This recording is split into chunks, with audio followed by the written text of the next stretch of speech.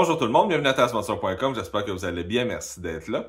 Aujourd'hui, on va continuer la mécanique sur notre VTT Polaris, monsieur ici. J'ai fait une balade avec dernièrement, puis je trouve qu'il tire sur un bord, fait qu'on va essayer de réaligner le tout. Mais avant de commencer, j'aimerais dire un gros merci à InfoQuad. Grâce à eux, j'ai un VTT cet été pour faire mes chroniques de mécanique. Vous pouvez les lire sur infoquad.com, mais il n'y a pas juste moi sur le site. Vous allez voir, l'équipe travaille fort pour vous divertir. Ils font des articles pour des essais de produits, des essais de VTT. C'est bien imagé, bien décrit. L'équipe travaille fort là, pour fournir des articles de qualité. Allez voir sur infoquad.com, vous ne serez pas déçus. Alors, on va aller s'installer, mais avant de commencer, on s'abonne à la chaîne, on clique sur la petite cloche. Si on a des questions, des suggestions, on ne gêne pas, on les écrit, je vous réponds dès que possible, puis on y va! L'outillage qu'on va avoir de besoin, c'est simple, ça nous prend de la corde, 2 clés 3/4, une clé, je pense que c'est 3/8, une règle. Puis une chandelle juste pour tenir notre corde. Ils disent 2, mais on va s'accrocher sur le hitch en arrière. On va venir attacher notre corde ici, puis on va faire passer sur le côté. La première chose qu'on doit faire avant de commencer à travailler quoi que ce soit, on s'assure que le volant est droit. Moi, ce que je fais en général, c'est que je fais le même principe avec mes motoneiges. Pour m'assurer que c'est droit, je me trouve un point de repère sur le volant. D'habitude, je prends le centre là, du guidon, ici. Puis, à l'arrière, je vais me trouver une vis, un point d'ancrage qui est au châssis. Comme ça, on est sûr que théoriquement, l'autre côté va avoir le même point de repère. À peu près à la même place. Fait qu'on va pouvoir se mesurer. Comme ici, j'ai environ 31 pouces. On s'en reprend au milieu. Puis, j'ai environ 31 pouces, mais je pourrais peut-être le ramener un peu.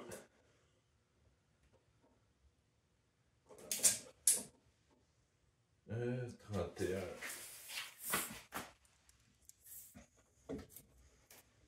Oh, c'est un essai-erreur, là.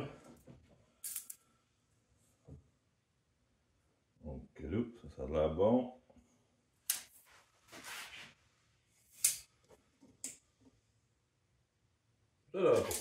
On va aller s'installer pour nos chandelles. Je vais attacher ma corde à l'arrière. Puis, on s'en vient à l'avant. Notre corde est attachée. Moi, je l'attache ici. Il faut qu'elle passe dans le milieu de la roue. Il faut vraiment qu'elle soit au centre. Faut pas qu'elle soit en haut. Il faut vraiment qu'elle soit vis-à-vis le moyeu. On s'en vient vers l'avant. Même chose. On s'organise que ça soit bien tendu au centre. Puis on va l'attacher sur notre chandelle. Mesure de départ, on se fie à l'arrière du VTT. Notre corde doit toucher à l'arrière de la roue et à l'avant. Là, ici, on a un gap. Fait, il va falloir que je tasse ma chandelle juste pour s'assurer que ça vient de toucher. Donc, je vais tasser ma chandelle juste autant que ma corde touche le côté du pneu. Là, comme vous voyez, je me rends pas. J'accroche ici en premier. Alors, je peux pas me tasser vraiment.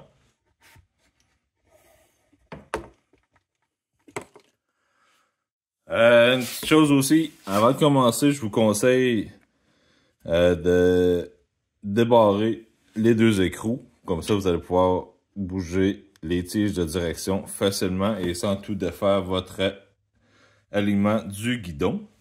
On a besoin de nos 2 clés 3/4. On en utilise une pour se solidifier et on décolle. On le dévisse un peu. On fait la même chose un peu plus loin. Ok, on vient s'installer. Celle à l'arrière.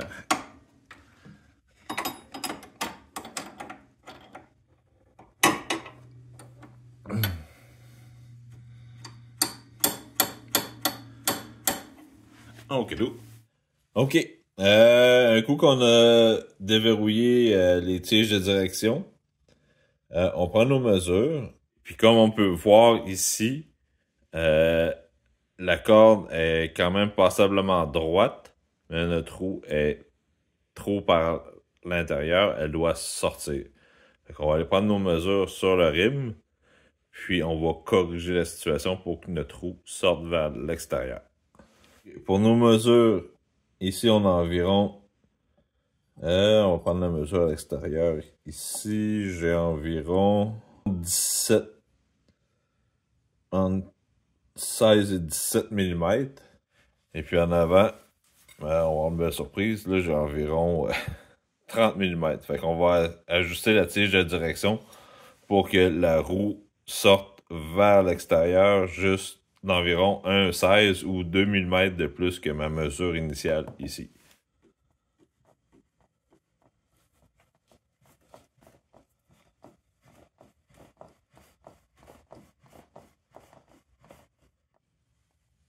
Ok, on va mesurer. On est encore à environ 17. Puis à l'avant,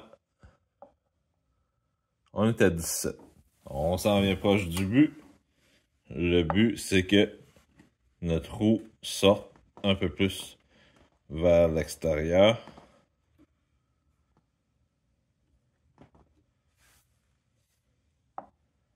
Oh, ici on est rendu proche. On a 17 ici. Puis on a 15 là.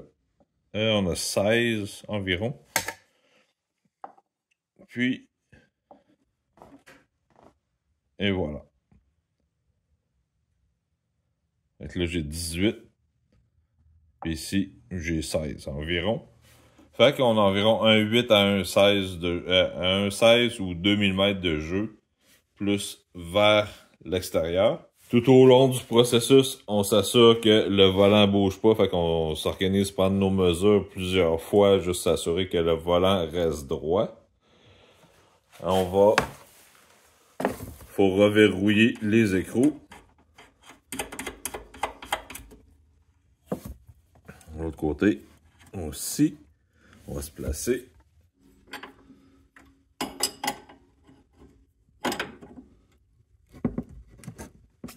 Une.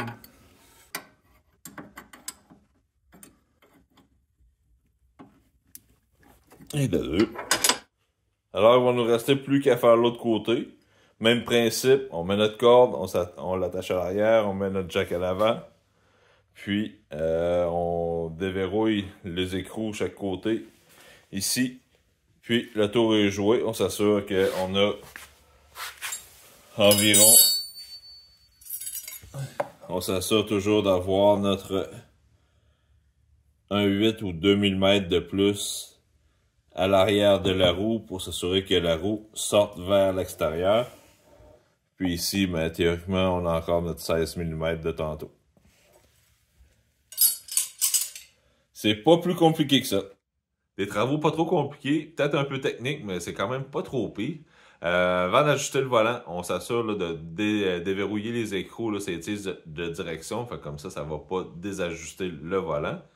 Un coup justement que le volant est ajusté et mis droit, on a vu, là, j'ai mesuré, je fais ça aussi pour mes motoneiges, là, on se trouve à un point sur le volant, puis on se trouve sur la machine à l'arrière, on cherche une place là, qui peut être symétrique des deux côtés. Comme ça, ben, on peut se prendre une bonne mesure, puis c'est plus facile là, de se calculer versus d'essayer de le mettre à l'œil. Comme ça, ben, si on est capable d'avoir des points fixes, on va avoir des meilleures mesures puis un meilleur alignement. Par après, on installe notre corde, on s'assure qu'elle passe au milieu des roues, qu'elle est à plat sur la roue arrière, puis par après, on va être capable de prendre nos mesures sur la roue avant. On s'assure d'avoir environ 1,16 de jeu ou 2 mm de plus sur l'arrière de la roue versus le devant. C'est des étapes pas trop compliquées. Il faut prendre le temps là, de bien se placer puis de comprendre ce qu'on fait. Puis vous allez voir, vous allez bien vous en sortir. Puis c'est des choses là que des fois là, votre machine tire sur un côté ou ça se met à vibrer à haute vitesse. Ben, ça veut peut-être dire que vous avez besoin d'un alignement ou tout simplement vous avez une roue qui use différemment des autres. Fait que des fois, c'est peut-être un indicateur que vous avez besoin d'un alignement. J'aimerais remercier InfoQuad. Grâce à eux, j'ai monsieur ici. J'ai mon Polaris là, pour faire mes chroniques de mécanique. Ils sont disponibles sur infoquad.com. Sur le site d'InfoQuad, ben, il n'y a pas juste mes chroniques de mécanique. Il y a des récits d'excursions, il y a des essais de VTT, de côte à côte, des essais de produits. Vous allez voir, l'équipe travaille fort pour vous fournir des articles de qualité avec des images de qualité. Je vous dis, allez faire un tour sur infoquad.com, vous ne serez pas déçus. Infoquad, c'est la référence. Ils sont sur la coche, comme on dit par chez nous. Alors, j'espère que vous avez apprécié. Si vous avez des commentaires, des suggestions, je ne vous pas, laissez-les en bas, je vous réponds dès que possible. On s'abonne à la chaîne, on clique sur la petite cloche, puis on fait attention à nous autres. Bye!